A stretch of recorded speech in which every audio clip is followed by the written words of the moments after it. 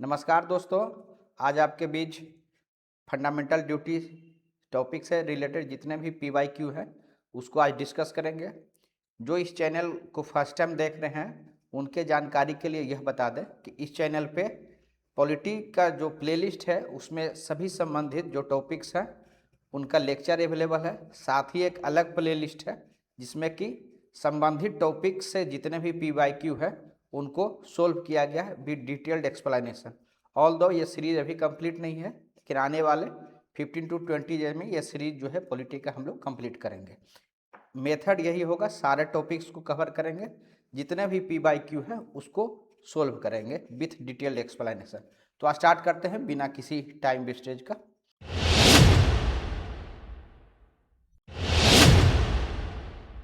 First question है the fundamental duty to uphold and protect this sovereignty, unity and integrity of India is mentioned at number। देखिए, अगर इस type का question अगर पूछा जाता है तो इसका मीनिंग है कि आपको फुल फंडामेंटल ड्यूटी का जो लिस्ट है 11 का वो आपको क्रम से याद होना चाहिए। तो ये आपका जो fundamental duty to uphold the protect and sovereignty unity and integrity जो है ये नंबर कितने पर है? आपका 3 नंबर पे है। ठीक है, तो इनको आपको जो पूरा सीरीज है उसमें याद करना पड़ेगा, इसका कोई शॉर्टकट नहीं है। हम लोग इसको चर्चा किए थे, protect sovereignty unity integrity explain कैसे किए थे आपके बीच में, यानी किसी भी प्रकार का जो देश की अखंडता को विभाजित करता है, यानी कि कोई अगर सिसेशनिस्ट मूवमेंट की, अलगाववाद की बात करता है, टेररिज्म की बात करता है, रीजनलिज्म को प्रमोट करता है, तो उन चीज़ों को एक तो उसको आपको रिपोर्ट भी करना है और उस तरीके का अगर आपको जो मूवमेंट है उसमें शामिल नहीं रहना, प्लस जो है अगर कोई एंटी नेशनल मूवमेंट आपको जानकारी है तो रिपोर्ट करना। तो ये उस तरीके का हम लोग एक्सप्लेनेशन किए थे। लेकिन अगर जो क्रम की बात है वो आपको पूरा फंडामेंटल ड्यूटी याद रखना पड़ेगा 11, तभी आपको पता चलेगा कि 1 नंबर पर है या 2 नंबर या 3 नंबर पर। ठीक है, नेक्स्ट चलते हैं। Under the constitution of India which of the following is not fundamental duty? इसमें से कौन सा फंडामेंटल ड्यूटी नहीं है?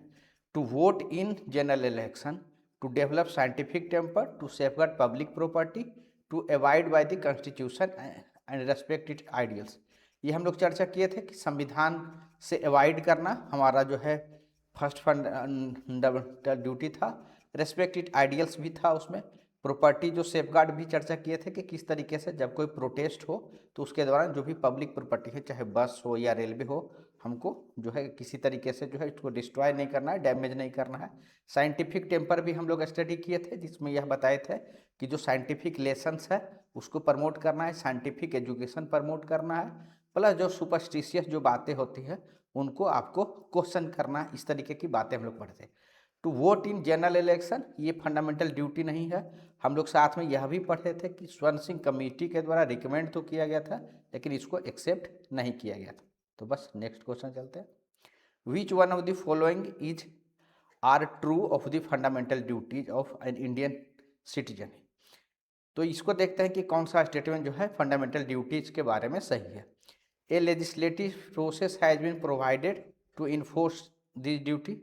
ये हम लोग स्पष्ट रूप से पढ़े थे कि किसी भी प्रकार का अभी तक लेजिस्लेटिव प्रोसेस नहीं बनाया गया है। ऑल द पार्लियामेंट अगर चाहेगा किसी भी फंडामेंटल ड्यूटी को इन्फोर्स करने के लिए कानून बना सकता है। ठीक है, दे आर को रिलेटिव टू लीगल ड्यूटी, बिल्कुल सही है कि जो है आपका आपका जो है दे आर को relative to legal duty. No, ये आपका लीगल ड्यूटी से किसी तरीके से संबंधित नहीं है, आपको पता है। ठीक है, तो यानी कि ये स्टेटमेंट भी आपका गलत हो गया। तो इसका आंसर क्या होना चाहिए? नाइदर वन और नाइदर टू। ठीक है, हम लोग इसके बारे में क्या पढ़े थे कि फंडामेंटल राइट जो है जस्टिसिएबल है, लेकिन आपका फंडामेंटल जो ड्यूटी है वो जस्टिसिएबल नहीं है, यानी कि उसके आप इन्फोर्स कराने के लिए कोर्ट में नहीं जा सकते। ठीक है, तो ये चीज़ें हम लोग स्टडी किए थे। ठीक है, नेक्स्ट क्वेश्चन देखते हैं। Under which articles of the Indian constitution provisions for constitutional duty has been made by the 42nd constitutional amendment? ये 42nd अमेंडमेंट के द्वारा क्या ऐड किया गया था जो हम लोग स्टडी किए थे? ऑल दो 42nd अमेंडमेंट के द्वारा बहुत सारे अमेंडमेंट किए गए हैं, लेकिन यहाँ पर जो संबंधित है आपको ऐसे भी हम लोग बताए थे कि अगर किसी आर्टिकल्स में ए बी हो तो इसका मतलब अमेंडमेंट, तो अगर इसको आर्टिकल्स नहीं भी पता होगा तब भी आप इसको आप टिक कर सकते थे, लेकिन आपको हम लोग क्योंकि पढ़ा चुके हैं 51A जो है किस तरीके से हमारा पार्ट 4A में जो है फंडामेंटल ये भाग हो गया, और ये आपका आर्टिकल्स हो गया 8 हुआ था 42nd अमेंडमेंट के द्वारा, जब स्वर्ण सिंह कमेटी के द्वारा जो रिकमेंडेशन दिया गया था उसमें से कुछ रिकमेंडेशन को एक्सेप्ट नहीं किया गया था, कुछ जो गवर्नमेंट के द्वारा पार्लियामेंट के द्वारा कुछ और ऐड किया गया था। उसके बाद फाइनली जो अमेंडमेंट किया गया था वो फंडामेंटल ड्यूटी जो है 51A, जिसमें कि मूल रूप से 10 जो है फंडामेंटल ड्यूटी जो है उसमें एडॉप्ट हुए थे। बाद में जो है आपका 11th जो है 86th अमेंडमेंट के द्वारा ऐड किया गया। तो वर्तमान में 11 है, इस अमेंडमेंट के बाद 10 फंडामेंटल ड्यूटी थे। ठीक है, नेक्स्ट चलते हैं। The provisions relating to fundamental duty in constitution of India were added on recommendation. ये सिंपल सवाल है, स्वर्ण सिंह कमेटी के रिकमेंडेशन पर जो है आपका ऐड किया गया। नेक्स्ट क्वेश्चन, ये फंडामेंटल ड्यूटीज इनकॉर्पोरेटेड किया गया, ये आपको पता है 42nd अमेंडमेंट एंड 1976। ठीक है, नेक्स्ट क्वेश्चन हम लोग चलते हैं। Which one of the following committee commissions recommended the inclusion of fundamental duty. ये सेम सवाल है, स्वर्ण सिंह कमेटी के रिकमेंडेशन पर जो है फंडामेंटल ड्यूटी को एकोमोडेट किया गया था। Fundamental duties were incorporated in the constitution on recommendation of. Same question है, सिर्फ लैंग्वेज चेंज है। ये है which of the following we are members of the Swaran Singh committee. ठीक है, इसका आंसर देखिए AR अंतुले है, ठीक है, SS राय है, प्लस जो है CM स्टीफन है। ध्यान दीजिएगा, ये राजस्थान पीसीएस में पूछा गया था, बाकी BPSC और UPPSC में पूछे जाने की संभावना कम है, क्योंकि इसमें जो सदस्य थे, जो कुछ प्रोमिनेंट सदस्य जो है राजस्थान से थे, इसीलिए वहाँ के आप कह सकते हैं PCS के द्वारा पूछा गया था। अन्य PCS के द्वारा इस सवाल को रिपीट किए जाने की संभावना कम है। ठीक है, the fundamental duties are mentioned in which of the following. ये हम लोग जस्ट ऊपर में डिस्कशन किए कि 42nd अमेंडमेंट 4th A भाग एंड 51A आर्टिकल। ठीक है, वाई विच कॉन्स्टिट्यूशनल अमेंडमेंट, ये भी हम लोग चर्चा किए कि 42nd अमेंडमेंट के द्वारा जो 1976 में हुआ स्वर्ण सिंह कमेटी के आधार पे, उसमें जो है फंडामेंटल ड्यूटी ऐड किया गया। नेक्स्ट चलते हैं, fundamental duties of Indian citizen are enumerated in. Same question है, किस भाग में, 4th A। ठीक है, which article of Indian constitution enumerates fundamental duty. ये भी रिपीटेड क्वेश्चन है, 51A। Which amendment act included the fundamental duty of citizen in Indian constitution. ये आपको पता है 42nd अमेंडमेंट। फिर देखते हैं, दी 10 commandments which were added by 42nd Amendment Act in Constitution of India are called as। ये 40, तो ये हम लोग रिपीटेटिव क्वेश्चन है, यानी फंडामेंटल ड्यूटीज ऐड हुआ है 42nd अमेंडमेंट के द्वारा। Which of the following act is related to the fundamental duty. यानी आप समझ रहे हैं, जितने भी क्वेश्चन आए भाषा चेंज हो रहा है लेकिन थीम आपको अराउंड एक ही मिल रहा है। Fundamental duties are incorporated in constitution of India by 42nd amendment के द्वारा जो है शामिल किया गया था। Next question, the 42nd amendment act 1976 has incorporated into the constitution of India a new chapter 1। ये भी आप समझ सकते हैं, लैंग्वेज सेम है, यानी अभी तक जितना क्वेश्चंस देखे अलग अलग एग्जाम्स में पूछा गया, उससे आपको यह समझ में आ गया होगा कि जो है ईयर इम्पोर्टेंट है, अमेंडमेंट का कौन सा हुआ वो इम्पोर्टेंट है, भाग इम्पोर्टेंट है, प्लस आर्टिकल का नंबर इम्पोर्टेंट है। ये चार आप देखिए बार बार पूछा गया। ये same question in which year, 42nd amendment, तो 76। Next question, which of the following statement regarding fundamental duties is not true. कौन सा बात जो है सही नहीं है फंडामेंटल ड्यूटीज के बारे में। They can be enforced by writ, writ के द्वारा किया जा सकता है क्या, नहीं। रीट किसके लिए होता है, फंडामेंटल राइट्स के लिए होता है। कितने तरीके के रीट्स होते हैं आप हम लोग स्टडी कर चुके हैं अपने क्लास में, जैसे हेबस कॉर्पस है, मैंडामुस है, ठीक है, प्रोहिबिशन है, ठीक है, उसके बाद सरसरी है, प्लस को वारंटो है, ठीक है। हिबस कॉर्पस में किसको हम लोग जानते हैं, जब कोई व्यक्ति जो है अगर अरेस्ट हो जाता है तो कोर्ट ऑर्डर देता है कि कोर्ट के बिफोर लाने के लिए उसकी लीगलिटी एग्जामिन करता है, और अगर गलत तरीके से अरेस्ट होता है तो उसको रिलीज किया जाता है, ठीक है। मैंडामूस में क्या होता है कि अगर कोई पब्लिक अथॉरिटी है या कोर्ट है या पब्लिक आप कह सकते हैं कि पर्सन है, लीगल पर्सन है, अगर वो अपना काम नहीं कर रहा तो उसको कोर्ट इंस्ट्रक्ट कर सकता है अपना काम करने के लिए, ठीक है। प्रोहिबिशन में क्या होता है कि अगर कोई लोअर कोर्ट है, अगर अपने ज्यूरिसडिक्शन से बाहर जाके काम कर रहा है तो कोर्ट क्या कर सकता है, उस पर रोक लगा सकता है या दूसरे कोर्ट को ट्रांसफ़र कर सकता है। सरसरी में हम लोग क्या पढ़े थे कि अगर कोर्ट का कोई आदेश आ जाता है लोअर कोर्ट का, लेकिन वो जो आदेश आया है उसको शक्ति नहीं था, अपने ज्यूरिसडिक्शन से बाहर जाके आदेश दिया गया है, तो हायर कोर्ट क्या कर सकता है, उसको क्वेश कर सकता है। क्वो वारंटो क्या था कि अगर कोई पब्लिक अथॉरिटी है लेकिन तो उसके बारे में क्वेश्चनिंग किया जा सकता है कि वो किस आधार पर उसमें है। सपोज किया जाए कि अगर कोई पद पर कोई व्यक्ति है लेकिन कोई एडवर्टीजमेंट नहीं निकला है और उस पद पर वो काम कर रहे हैं तो कोर्ट में रिट फाइल किया जा सकता है उनका आधार बताने के लिए। तो ये बस रिवाइज करा दिए। दे कैन बी प्रमोटेड, तो ये क्वेश्चन तो आपका गलत हो गया आपको फंडामेंटल राइट के लिए, तो ये बाकी देख लेते हैं स्टेटमेंट क्या है। दे can be promoted only by constitutional methods, they can B use for interpreting ambiguous statute, ये भी हम लोग चर्चा किए थे कि फंडामेंटल ड्यूटी का जो है कोर्ट के द्वारा अगर कहीं ऐसा एम्बिगुअस कोई स्टैट्यूट यानी कोई कानून आता है, अगर उसका आप कह सकते हैं कि यह देखने के लिए कि वो कॉन्स्टिट्यूशनल वैलिडिटी रखता है या नहीं रखता है, तो वो देखा जा सकता है कि यह कानून क्या फंडामेंटल ड्यूटी को लागू करने के लिए किया जाता है, तब उसको जो है अपहेल्ड किया जाएगा। तो यानी उसको इंटरप्रेट करने में यूज फंडामेंटल ड्यूटी का किया जाता है। The performance of any particular duty comes with in the sphere of constitutional law which court है टू डिसाइड। ठीक है, ये बिल्कुल ठीक है। तो यानी एक स्टेटमेंट आपको पता चल गया कि ये गलत है, तो ये आंसर होगा। बाकी स्टेटमेंट एक्सप्लेन कर दिए हैं हम आपको, ठीक है। नेक्स्ट चलते हैं। Which one of the following is a fundamental duty in India? Separation of judiciary, ये है क्या? नहीं। ये कहाँ पर है? डीपीएसपी में है, आर्टिकल 50 हम लोग पढ़े थे, ठीक है। To value and preserve the rich heritage of our composite culture, ये बिल्कुल ये है, ठीक है। फ्री एंड कंपलसरी एजुकेशन, ये है क्या? नहीं। ये क्या है? फ्री एंड कंपलसरी एजुकेशन अगर 6 to 14 ईयर्स की बात करें तो ये हम लोग कहाँ पर 86 अमेंडमेंट के द्वारा 21 में फंडामेंटल राइट बना दिया गया, ठीक है। एवोल्यूशन ऑफ अनटचेबिलिटी, ये क्या है? आर्टिकल 17 है। ये क्या है? फंडामेंटल राइट है, ठीक है, जो राइट टू इक्वलिटी के पार्ट है, ठीक है। तो इजीली आप इसको जो है अनसोल्व कर सकते हैं। नेक्स्ट क्वेश्चन देखते हैं। The fundamental duties of a citizen do not include duty, क्या इंक्लूड नहीं करता? To protect and improve the natural environment, ये क्या है? कौन सा? शामिल नहीं करता, ध्यान दीजिएगा, डू नॉट है। To cherish and follow the noble ideals, ये दोनों है। To strive to evolution of untouchability, ये कहाँ है?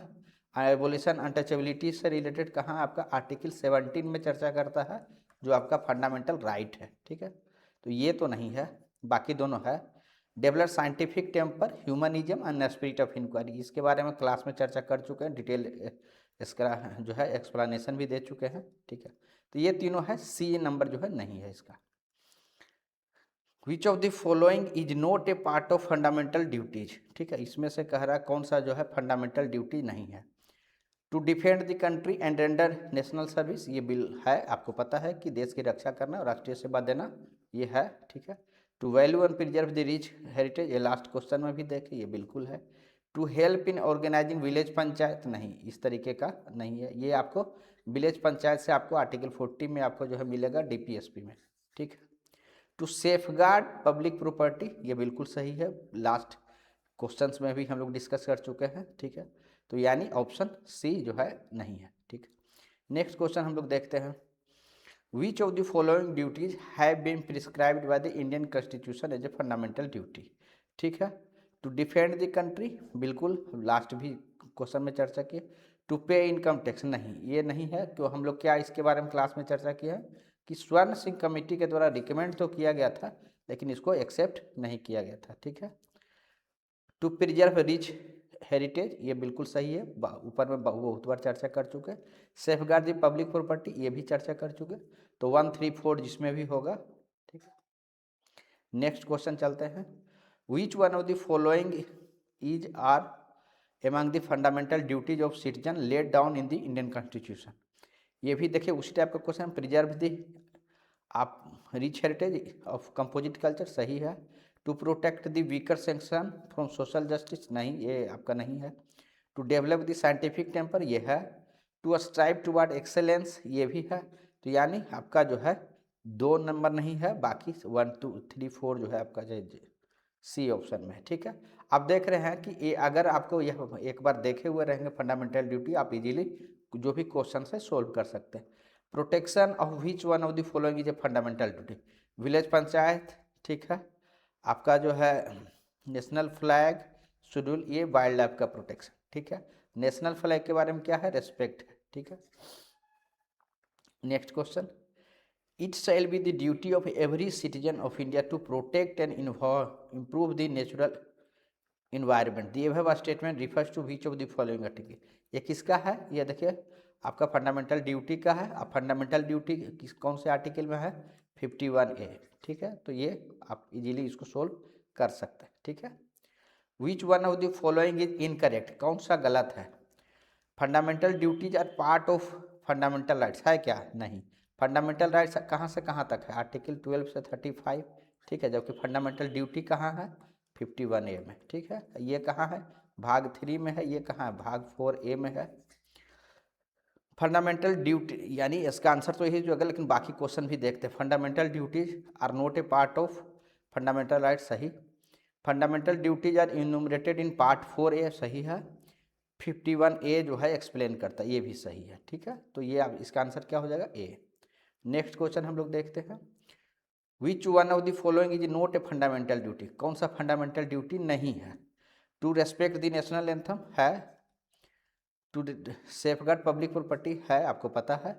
To protect the monuments and places of public importance, ये जो है पब्लिक मोनूमेंट्स है, कहाँ से है आपका, DPSP वाले में है, ठीक है। To protect and improve natural environment, ये है, ठीक है। तो इसका आंसर क्या हो जाएगा, सी, ठीक। नेक्स्ट क्वेश्चन देखते हैं, how many fundamental duties are there in Indian constitution. शुरुआत में कितना था, 42nd अमेंडमेंट जब आया था तो 10, 86 अमेंडमेंट के द्वारा एक और ऐड कर दिया गया, तो वर्तमान में कितना है, 11, ठीक है। नेक्स्ट क्वेश्चन चलते हैं, which one of the following is not provided, fundamental duty में कौन सा नहीं है, यानी कि 4th A में। टू रेस्पेक्ट नेशनल फ्लैग है, बिल्कुल है। To promote spirit of brotherhood, ये भी है, ठीक है। To respect our parents and teacher, नहीं, ऐसा ड्यूटीज में नहीं है, ठीक है। टू प्रिजर्व रिच हेरिटेज, ये भी है, तो सी आंसर हो जाएगा। Next, under which one of the following is not a fundamental duty, vote in public election है क्या, नहीं है, ना ही। देखिए इस तरीके का 3 चीज़ इंपॉर्टेंट जो है, जो हम लोग इसकी क्रिटिसिज्म में भी पढ़े थे कि वोट देने से संबंधित जो है प्रावधान नहीं है, टैक्स पे करने वाला नहीं है, फैमिली प्लानिंग जो है नहीं है, ये सब हम लोग निगेटिव में पढ़े थे कि एग्जॉस्टिव नहीं है, तो इसलिए ये तो नहीं है। साइंटिफिक टेम्पर है, सेफगार्ड पब्लिक प्रॉपर्टी है, कॉन्स्टिट्यूशन से अवॉइड करना, रेस्पेक्ट इट्स आइडियल है, तो इसका आंसर इजीली आप लगा सकते हैं, ठीक है। Which one of the following is not correctly matched, ठीक है। पार्ट 2 जो है सिटीजनशिप से है, ठीक है, ये बिल्कुल सही है। पार्ट 3 जो है फंडामेंटल राइट, सही है। पार्ट 4 जो है DPSP, फंडामेंटल ड्यूटीज 5 नहीं, क्या है आपका 4A, ठीक है। तो ये चीज़ ध्यान रखिए। To uphold and protect the sovereignty and ये integrity of India is a provision, कहाँ पर है, ये फंडामेंटल ड्यूटी में है, ठीक है। हम लोग फर्स्ट क्वेश्चन भी देखे थे कि कितने नंबर पर है, ठीक है। नेक्स्ट क्वेश्चन है इसमें कि मैच करना है, ठीक है, कि इससे है, यानी अभी तक जितना हम लोग क्वेश्चन पढ़े उसके आधार पर आप इजीली जो है इसको मिलान कर सकते हैं। लेकिन इसको आपको मिलान करने के लिए हम आपको एडवाइस करेंगे कि कम्प्लीटली जो है आपको फंडामेंटल ड्यूटी ABCDE तक जितना जो है आपको याद होना चाहिए, तब जाके आप इसको सोल्व कर पाइएगा। तो ये आप लोगों के लिए है कि आप इसको जो है याद कर लीजिए। ऑल्दो इसका सही आंसर जो है इसमें दिया हुआ है B, ठीक है। तो यानी A का जो है आपका 51 का C, B का जो है आपका 4, C का 1 एंड D का 3। लेकिन ये आपको रियल एग्जाम में सोल्व करने के लिए आपको चाहिए कि इस क्वेश्चंस में ए पूछा हुआ है, ए एच पूछा हुआ, किसी में आपको एफ पूछ देगा। तो यानी आप, मेरा एडवाइस रहेगा कि फंडामेंटल जो ड्यूटी है उसको आप कंप्लीटली 1 से 10 तक जो है याद कर लीजिए, ठीक है, 11 तक याद कर लीजिए, ताकि अगर मैच दी फॉलोइंग आता है या क्रम से पूछा जाता है कितने नंबर पर, तो आप उसको सोल्व कर सकते हैं। तो लास्ट में सिर्फ इतना ही कहेंगे, जितना भी क्वेश्चन आया है उससे इतना आपको पता चल गया होगा कि क्या क्या प्रीलिम्स के हिसाब से इम्पोर्टेंट है। जो कंप्लीट लिस्ट है उसको याद करना है, प्लस किस अमेंडमेंट से हुआ वो याद करना है, कितना नंबर है, कौन से भाग में ये शामिल हुआ है वो याद करना है, किस ईयर में अमेंडमेंट है वो याद करना है, प्लस ऐड होने के बाद जो आर्टिकल का नंबर है वो क्या है। अगर आप इतना ध्यान रखिएगा, प्लस उस चीज़ को ध्यान रखना है कि वो जो है जस्टिसिएबल नहीं है, यानी कोर्ट में जाके इन्फोर्स नहीं करा। अगर इतना ध्यान रखते हैं तो फंडामेंटल ड्यूटी से कोई भी क्वेश्चंस अगर आपको प्रीलिम्स में पूछे जाते हैं तो वो आप इजीली सोल्व कर पाएंगे। बाकी डिटेल डिस्क्रिप्शन एक एक जितना भी आपका फंडामेंटल ड्यूटी है उसको हम अपने लेक्चर सीरीज में किए हैं, एक एक टर्म वहाँ पर एक्सप्लेन किया हुआ है कि स्पिरिट ऑफ इंक्वायरी क्या है, ठीक है, रिस्पेक्ट अगर नेशनल एंथम का करते हैं तो किस तरीके से, जैसे स्टैंडिंग अप खड़ा होते हैं अगर कोई प्ले करता है तो, या नेशनल फ्लैग का कैसे रिस्पेक्ट करते हैं, तो जैसे उसको डिसरेस्पेक्ट नहीं करना है, बर्न नहीं करना है नेशनल फ्लैग को। तो एक एक टर्म को हम अपने लेक्चर सीरीज में जो है बहुत डिटेल तरीके से समझाए हैं। तो अगर आपको जो यहाँ पर एक्सप्लेनेशन दिया गया इससे आपको एक्स्ट्रा जानकारी चाहिए तो काइंडली आप जो है जो लेक्चर सीरीज है वहाँ पर जाके आप देख सकते हैं डिटेल इन्फॉर्मेशन के साथ। और प्रीलिम्स के लिए मेरे ख्याल से इतना भी काफ़ी है, लेकिन और डिटेल एक्सप्लेनेशन या मेंस के लिए अगर आप पढ़ाई कर रहे हैं तो उस वीडियो को ज़रूर देखिएगा। Thank you very much. और आपसे बस एक रिक्वेस्ट है कि अगर आप इस चैनल को लाइक करते हैं, वीडियो को लाइक करते हैं तो लाइक कीजिए, शेयर कीजिए, सब्सक्राइब कीजिए। साथ ही अगर किसी प्रकार का सजेशंस या कमेंट्स हो तो ज़रूर कमेंट बॉक्स में दीजिए, ताकि आने वाला जो भी वीडियो रहेगा हम लोग उसमें उस चीज़ को इम्प्रूव करेंगे। तो thank you very much, thank you.